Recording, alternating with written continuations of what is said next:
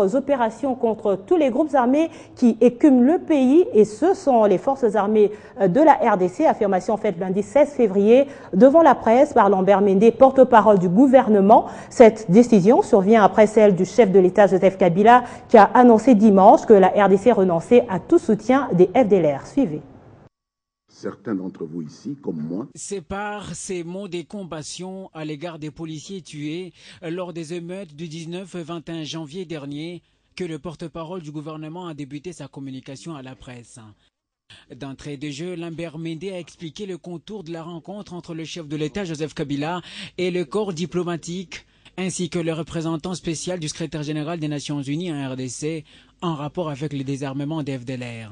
Nous avons noté également que la communication des Nations Unies sur ce dossier du désarmement des FDLR à l'est de la République démocratique du Congo s'est caractérisée ces derniers jours par une certaine cacophonie entre les différentes sources qui se sont exprimées à ce sujet.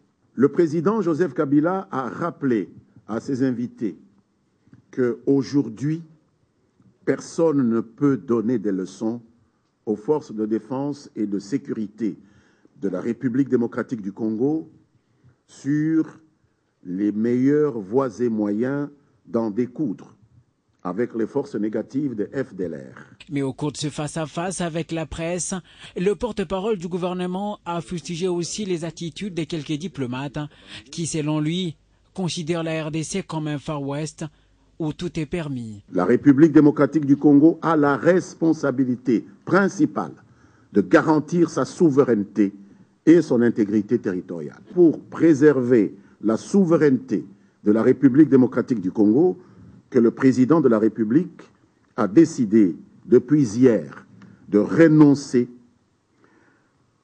à l'appui qui était attendu de la MONUSCO. Le gouvernement a salué également la réussite du festival Amani qui s'est déroulé dernièrement sans encombre à Goma, dans la province du Nord Kivu. Sécurité encore, le vice-premier ministre, ministre de l'Intérieur et Sécurité, a accordé ce mardi une série d'audiences dans son cabinet de travail. Évariste Bochab s'est entretenu d'abord avec Julien Paluku, gouverneur de la province du Nord Kivu. Au menu des échanges, les mesures pour sécuriser la ville de Beni, la traque des FDLR et la renonciation à l'appui de la MONUSCO pour cette traque. Il a par la suite échangé avec une forte délégation de la lutte contre les violences sexuelles en RDC. Julien Paluku est venu faire le point de sa dernière mission à Beni. Au vice-premier ministre, ministre de l'Intérieur et Sécurité, le gouverneur rassure que le calme est revenu dans cette partie de sa province et propose même au patron de la territoriale un nouveau plan pour asseoir définitivement la paix. Depuis le 3 février 2015, il y a eu un massacre à Beni. Et sous son instruction, je me suis déplacé pour aller rapidement évaluer la situation, prendre des mesures, les exécuter et voir s'il y a des résultats qui seront atteints.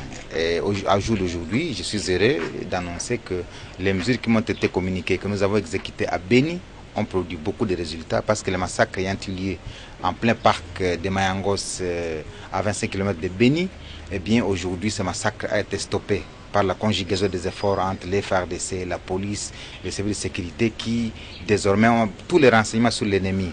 La question de la traque des FDLR et la rénonciation de la République démocratique du Congo à tout appui de la MONUSCO était également évoquée entre les deux hommes. Le gouverneur de la province du Nord qui vous rassure que le gouvernement a véritablement lancé les opérations et que la MONUSCO peut de son côté également traquer les FDLR. Les opérations contre les FDLR ont été déjà lancées parce qu'annoncées depuis le 29 janvier 2015. Et comme vous le savez, les opérations ont toujours trois phases. Une phase de préparation, une phase de planification et une phase d'exécution. Vous n'allez pas demander au gouvernement de devoir dire à quelle phase on est entre la préparation, la planification et l'exécution. Ce qui compte, ce sont les résultats auxquels nous devons arriver, notamment la neutralisation totale des FDLR du territoire congolais. Je crois que la résolution du Conseil de sécurité est claire. Les opérations contre tous les groupes armés peuvent se faire en deux phases. Soit une phase où les forces des Nations Unies peuvent agir seules, ou une phase où les forces des Nations Unies peuvent agir conjointement avec celles de la RDC. Il y a donc un choix. Est-ce que la MONUSCO va-t-elle faire les opérations seule ou va-t-elle attendre que des négociations entre les gouvernements puissent se poursuivre? Je crois qu'il est de son obligation de devoir respecter les contenus de cette résolution. Juste après cette audience, le vice-premier ministre, ministre de l'Intérieur et Sécurité s'est entretenu avec une forte délégation du bureau de la secrétaire générale adjointe des Nations Unies chargée des violences sexuelles. L'évaluation de la lutte contre les violences sexuelles en République démocratique du Congo a dominé l'essentiel des entretiens entre Évariste Boshab et ses hôtes. Dans un registre un peu similaire, parlons rapatriement des combattants M23 réfugiés en Ouganda, avec cette rencontre entre le coordonnateur du mécanisme national de suivi de l'accord cadre d'Addis Abeba et l'ambassadeur de la RDC en Ouganda. Ensemble, ils ont surtout évoqué la prochaine mission mixte qui doit faire le déplacement de Kampala. Il déclarait il y a près d'une semaine que le dossier ex-M23 serait bientôt clos. François Mwamba, coordonnateur du mécanisme national de suivi de l'accord cadre d'Addis Abeba, s'active à matérialiser cette promesse. Il a reçu ce mardi Charles Okoto, ambassadeur de RDC en Ouganda, et comme qui dirait, point focal du gouvernement congolais à Kampala pour le processus de rapatriement des ex-M23. Notre ambassadeur à Kampala, en Ouganda, Jean-Charles Okoto, est venu en nos bureaux pour justement que nous puissions faire le point en rapport avec les différentes résolutions arrêtées lors donc de cette réunion d'évaluation devant la communauté internationale. La question qui achoppe, celle de la clarification de l'identité de personnes présentées comme ex-combattants M23, est aussi évoquée. Une délégation mixte RDC-Ouganda Communauté internationale devait se rendre en Ouganda à ce sujet. Normalement, ça devait avoir lieu au cours de cette semaine. Mais fort malheureusement, le gouvernement ougandais est en séminaire. Et une fois qu'ils seront dégagés, je prendrai soin également d'informer le cordon pour que nous puissions nous retrouver à Kampala ensemble avec nos partenaires de la MONUSCO. Les statistiques renseignent qu'environ 1768 éléments de ce texte mouvement rebelle de fait par les FARDC en 2013 ont trouvé refuge en Ouganda. Le processus de rapatriement de ces réfugiés pour le site congolais de Kamina a été amorcé au mois de novembre 2014 en dépit du refus de certains de ces éléments. Dans l'actualité également, je l'annonçais au sommaire, le sommet africain de Yaoundé s'est terminé lundi 16 février avec une stratégie commune afin de lutter contre le groupe islamiste Boko Haram et de le mettre hors d'état de nuire. À la clôture de ces travaux, les chefs d'État d'Afrique centrale ont décidé notamment de contribuer chacun avec la somme de 50 milliards de francs CFA, lequel fonds d'urgence sera reversé au Cameroun et au Tchad en soutien à l'effort de guerre.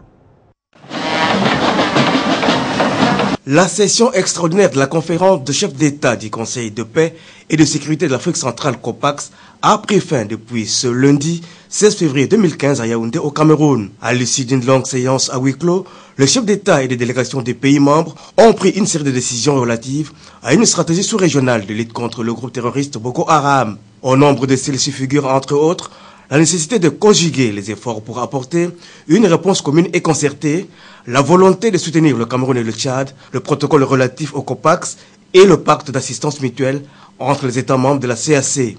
C'est là à travers une aide d'urgence en ressources financières d'un montant de 50 milliards de francs CFA en troupes, en soutien de l'homme, en soutien génie, en soutien santé, en équipement militaire divers et en appui aérien. Ces différentes décisions ont renforcé l'optimisme du ministre de la Défense nationale, ancien combattant et réinsertion, et Mengoy Mokena Loussa Diessé quant à la lutte contre le terrorisme, dont la RDC est aussi victime dans sa partie est du territoire national. Éradiquer de manière durable une rébellion, une insurrection, une agression, ça devient important pour nous aussi que nous puissions répondre. Donc nous allons donner notre contribution qui sera déterminée par le gouvernement congolais. Mais nous leur avons dit aussi, pendant que vous avez le Boko Haram ici, qui attaque le Tchad et le Cameroun, nous avons l'Est avec Adef Nalou, nous avons aussi Elera, nous avons lancé des opérations contre les FDLR, nous avons par-ci par-là de Maï-Maï, mais cela ne nous empêchera pas de donner notre contribution en termes de solidarité régionale. Rappelons que ce sommet de Yaoundé a encouragé la coopération active entre la CAC et la CEDEAO en prévision d'un sommet bipartite pour arrêter une stratégie concertée. Et puisque nous parlons de la lutte contre Boko Haram, des milliers de Nigériens ont marché ce mardi 17 février à Niamey contre ce groupe islamiste dont les membres attaquent depuis février le sud-est du Niger, frontalier avec le Nigeria. De nombreux jeunes étaient présents à la manifestation dont beaucoup portaient des t-shirts estampillés Marche nationale du 17 février 2015. Boko Haram et Haram, c'est le mot d'ordre du cortège qui s'est ébranlé place Toumo dans le centre de Niamey pour rejoindre la place de la concertation face au Parlement. Tous unis contre Boko Haram, notre armée, notre fierté. C'est le message qu'on pouvait lire sur de nombreuses affichettes, dont certaines sont aux couleurs nigériennes. Des grandes banderoles proclament le soutien indéfectible de la population aux forces de sécurité nigériennes afin d'éradiquer Boko Haram, ennemi de l'islam. Un important dispositif policier encadre le parcours, le long duquel tous les commerces ont été fermés. Des ONG, syndicats, associations religieuses et estudiantines ont demandé à leurs militants de participer à ces rassemblements. Entre-temps, lundi, plus de 160 personnes soupçonnées d'être liées à Boko Haram avaient été arrêtées dans la région de Difa, dans le sud-est du Niger, annonce faite par la police nigérienne. Par ailleurs, le gouvernement a décrété durant 2 semaines l'état d'urgence dans la région de Difa afin de renforcer les pouvoirs des forces de sécurité, notamment en termes de perquisition. Direction la primature où le chef du gouvernement s'est entretenu tour à tour avec 2 délégations. La première était conduite par l'ambassadeur japonais en RDC, composé des hommes d'affaires et du président de l'Association africaine et de développement. La délégation compte appuyer l'éducation, surtout en matière de formation professionnelle et ramener des investisseurs en RDC. La seconde délégation était conduite par le directeur pays de la Banque mondiale.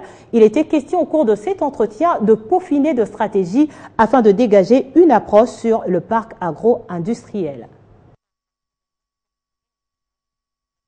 C'est une mission qui est spécialement focalisée sur l'approche du gouvernement concernant les parcs agro-industriels.